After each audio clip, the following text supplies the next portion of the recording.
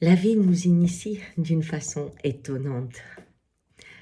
J'ai une poule qui s'appelle Juliette et elle est décédée il y a quelques jours parce qu'une buse l'a attaquée et l'a mangée, enfin mangé un filet, en laissant une couronne de plumes tout autour.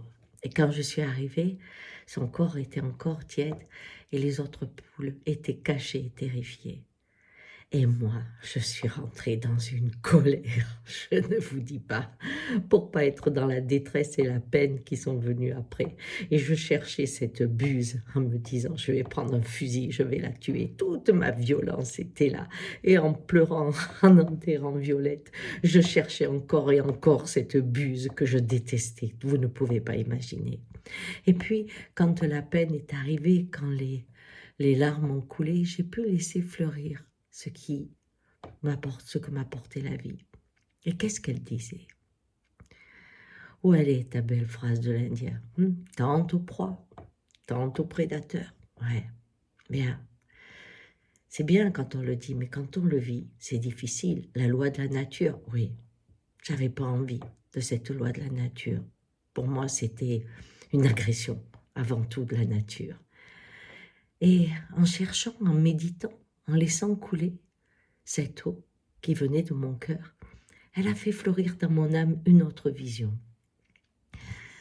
Au début, ça m'a horrifiée. J'ai dit, mais quelle est la différence entre la buse et Juliette?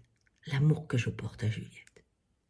Si j'avais porté de l'amour à la buse, ben, ça aurait fait comme pour mes chats quand ils m'amènent une petite chauve-souris ou une souris. Je suis pas heureuse, mais c'est mes chats. Je me suis dit non, le lien d'amour peut-il entraîner autant de violence, autant de haine? Et j'étais effondrée par ça. Je me suis demandé, mais comment est-ce possible?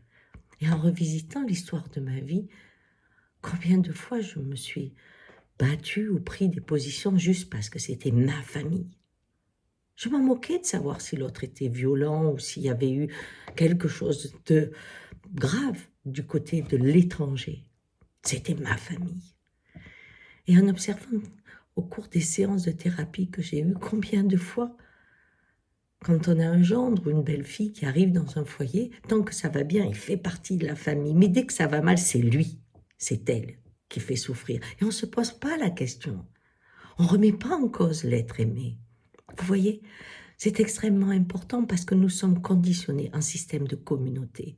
Ce qui veut dire que si je t'aime, si j'appartiens à tel clan, je dessine autour de moi ceux que sans aucun recul, sans aucune possibilité de discuter, je vais déjà décider que ce sont mes ennemis. Et on l'a au niveau du territoire, ça c'est chez nous, là c'est les étrangers. On l'a dans la religion, ça c'est moi, je suis les catholiques, vous êtes les protestants. On l'a au niveau des familles, au niveau des métiers, ça c'est les riches. Ils ne peuvent pas s'entendre avec les pauvres, ça c'est les pauvres, ils ne peuvent pas aller avec les riches. Mon ennemi, c'est celui qui ne fait pas partie de ma communauté. Et aujourd'hui, où on renforce de plus en plus cette façon de penser, cette Buse et Juliette m'ont appris une danse incroyable. Quand ceux que vous aimez profondément se trouvent dans une situation de conflit, prenez le temps d'observer ce qui se passe, combien votre cœur, par le lien que vous leur portez, eh bien, va être en colère. Et si c'est la maladie, si la personne est en train de mourir, vous serez en colère contre Dieu, contre la vie, si vous n'y croyez pas. Mais pensez juste que vous êtes dans un système, parce que je t'aime, ce qui te fait mal est mon ennemi. Et là, prenez du recul et observez la danse de la vie. La vie s'exprime autant dans celui qui a fait mal que celui qui reçoit le mal. Il y a une histoire à comprendre avant de décider d'agir. Et c'est ça que j'aimerais vous partager ce week-end.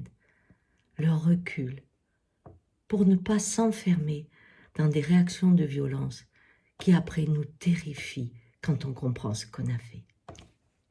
Au revoir.